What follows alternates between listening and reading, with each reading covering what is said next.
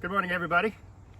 I was thinking that with the crisis going on, a lot of people are not taking vacations, they're taking staycations. And one of the cool things about a staycation is that you can start to look around where you live and see what sort of things you might not have seen before. So this week I staked out a new location, and that's where Jack and I are right now, and we are on a quest because we've been told that somewhere in this park there is a lake, a beautiful lake, and we're going to go looking for it. But today's sermon is about paths. So we're going to take the big path as we start. And like the path of life, it all starts off easy. There's just one road. You get born, you get slapped on the butt, and off you go. And you don't have to make any decisions until you come to a crossroads. And this gives us a few choices. Left, right, or straight. This is what today's scripture is all about, because the scripture says, Lord, show me the way to go. Help me decide which direction I should head. Give me some guidance, because I don't know what to choose. And for many of us, that can be so simple. It can be the chicken or the fish, right or left, get married or stay single, paper or plastic. Should I stay or should I go now? Open the schools or learn online? Dwell on whatever is bothering me or move on? But today we're going to take the road less traveled. So, Jack, what do you say we go left? Let's do it. Let's do this. Here we are in the bucolic setting. It's kind of nice. There's a famous poem, you've probably heard it, The Road Less Traveled. Oh yeah. So the poem goes, two paths diverged in the woods, and I took the one less traveled by, and that has made all the difference. But what not everybody knows is that it's not a poem about how you should always take the road less traveled, but that the happiness that we have in our life is determined by the path we take. In other words, when we take the path less traveled, we may have an incredible life, but we're not supposed to look back and ask ourselves, what would have happened if I took that other path? Instead, we could have equally good or bad lives depending on the road we take. So we're just going to hope that this path leads us to a lake. And while we're walking there, I'm going to tell you a story. This is the story of a traffic jam on Sunrise Highway. I can't believe I'm walking backwards this whole time. Let me walk next to you, Jack.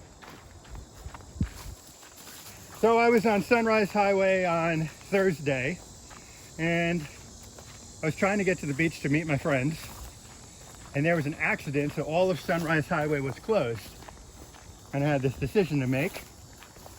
Do I stay where they're directing traffic, which means I'm going down to take Montauk Highway all the way to the Hamptons? Or do I get off the exit, turn around, go north to the LIE and come back? So I chose what I thought was the wrong path in retrospect. I went down Sunrise Highway. They put me on Montauk Highway. I arrived half an hour late, and all my friends had left without me. Oh, pause. Hey, make a wish. Cool, don't tell me what it was. Can you believe it? I'm distracted so easily, even out in the woods. Back to the story. So I'm thinking, wow, I really should have taken the LIE. I get to find my friends. I'm, by that point, about 45 minutes, an hour late. But because I drove there separately, half of my friends wanted to stay at the beach longer. The other half wanted to go home. And because I brought my own car to the beach, I could stay, they could stay a little longer, and it turned out that we had a couple more hours of beach time because I'd taken what I thought was the wrong path. And then on the way out, there was somebody who was about to park in an illegal spot where I had been just waiting to pick up my friends, and I was able to tell them, don't park here, you'll probably get towed. I directed them to a spot up the road that I wouldn't have known about had I not gotten the message to park there earlier. So, moral of the story is, sometimes we think that we've taken the wrong path And God somehow still makes it right. You see any lakes? Not so far. You hear any running water? I don't think so. I think that's just the highway. Well,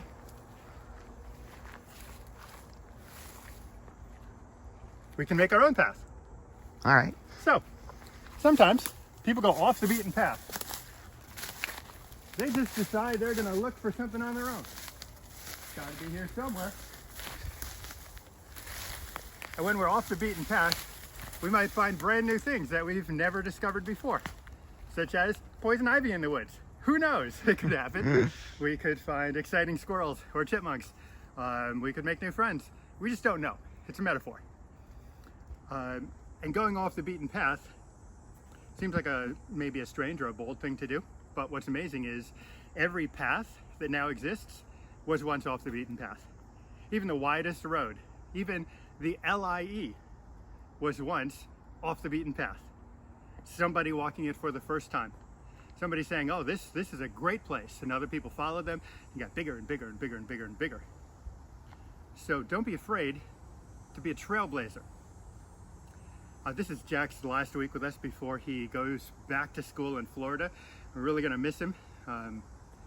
My mom watches us on TV and she says, wow, that man you have helping you out, he's really mature and he's a really big help. And I said, Mom, he's only 20. She said, how is that possible? She's really impressed with you, Jack. Oh, thank you. Then I went on and I talked about all the things you'd done, all the leadership you'd shown in our church, and how you had helped lead 2 movements in I think only 3 years, which was one about gun control and keeping kids safe, and the other one was Black Lives Matter. And just wanted to ask you then, Jack, you're obviously someone who blazes his own path. How does it feel to be a person like that? Honestly, it Let feels... me take that. Okay. Jack is wearing his Sunday best, unlike Pastor. Thank you. It often feels pretty empowering, and that the best things usually come from tough travels on the road. Probably I wouldn't have taken if I was trying to play it safe. Do you feel like you're making a difference? Yeah. What makes you make these decisions when others are not? People in need, needing help from people who aren't necessarily in need. Well, that is great motivation. I am so proud of you, Jack. Thank you. Let's try to find this lake now. All right, we're a little bit further along. Still looking for that lake. I have faith we're going to find it. But I'm going to have to call on my best tracking skills. Come on, Jack. Let's see if we can find that lake. Now, what a good forester knows is how to read the signs that he comes across. So, for example, see this here, Jack? The pine cone? Yes. That means there's a pine tree nearby. Yeah, it's incredible, right? See this? That's right, sand. That means we're near the beach. We've got to be near the beach. I don't know if it's like a beach out here, but... Yeah. Ah, you see this? Oh, unfortunately I do. That means humans were here, Jack. Human beings of the Homo sapiens species, and we're going to follow their trail. Here you go. We should pick that up, that up on the way back. We're getting closer to the beach, Jack. Oh. I can tell.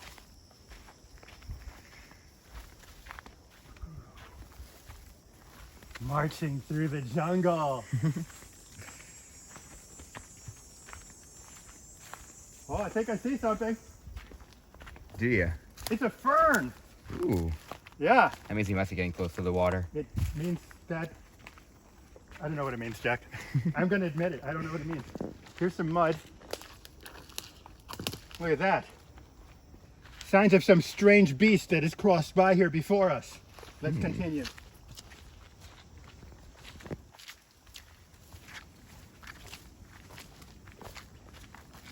I think I see something, Jack. Ooh, I think so too. Is it a lake? Looks like a river at least.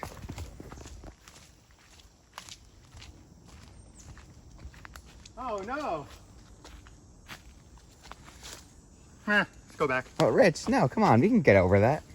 Are you sure? Yeah. Give it a try. Well, I guess you're right, Jack, because, you know, sometimes there are obstacles in our path. And we have to choose if we can go over these obstacles. Sometimes it takes a leap of faith. Don't worry, I'm not going to try to leap across it if you're watching from home. Could be a very quick end to the sermon if I did. We could go around it, the obstacle. We could go through it, or we could turn back. And Jack seems to be saying, don't turn back. Don't turn back, exactly. So when I think of this, I think of the obstacle in Jesus' way. Jesus' obstacle was the cross. And if Jesus can handle that, I can handle a little river. Good point. Hopefully. Oh.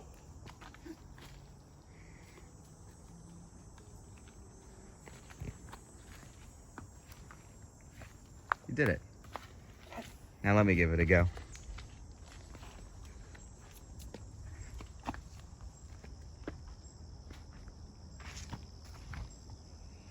Well, that feels good, but I'm a little bit worried now. Because monsters have been here, Jack. That's a sign. It's a monster drink. Who would drink that if they were not a monster? Oh, man. All right. Who would leave it behind if they weren't a monster? Onto the lake. Onto the lake. So Jack and I have been walking through the woods for about 20 minutes trying to find this lake, and it's been kind of frustrating, but we didn't want to show you how frustrating that could be because you would have probably gotten bored watching it on YouTube. So instead I want to tell you, sometimes you follow a path and you realize it's not the right path in life, and you just have to retrace your steps and choose another path. Sometimes you've got to admit you're wrong, which is really hard to do. Sometimes you got to look for directions, like we were looking up to find the sun and trying to decide where that meant we were and where the lake might be. It takes a big man to admit he's wrong, so we both admitted we were wrong. And now, unfortunately, I think we're lost.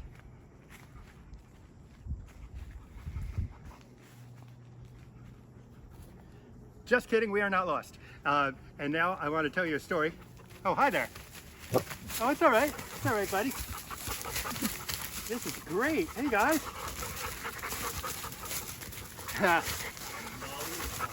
Hi, Molly and Ollie. Well, I scoped out this location a couple days ago, and I was walking through the woods, and I was looking for the lake, and I couldn't find the lake. And then I saw the most amazing thing. There was a guy who was dressed just like me, which is why I put on the same clothes today.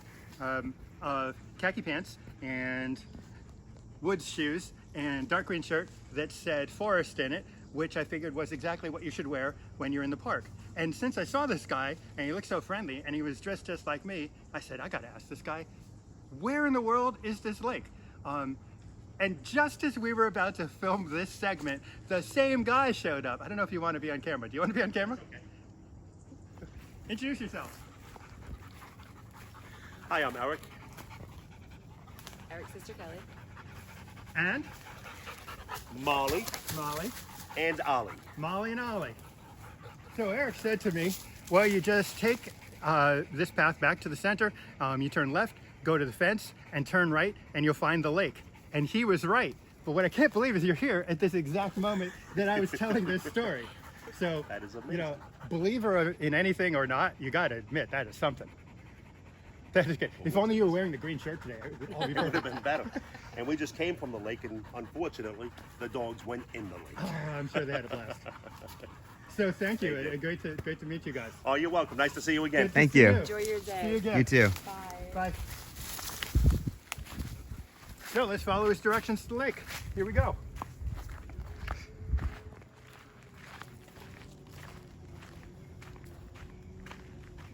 Oh. I simply cannot believe that.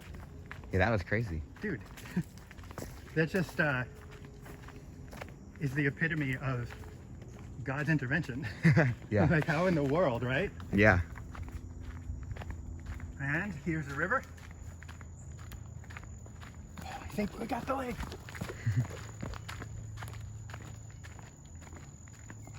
The promised land.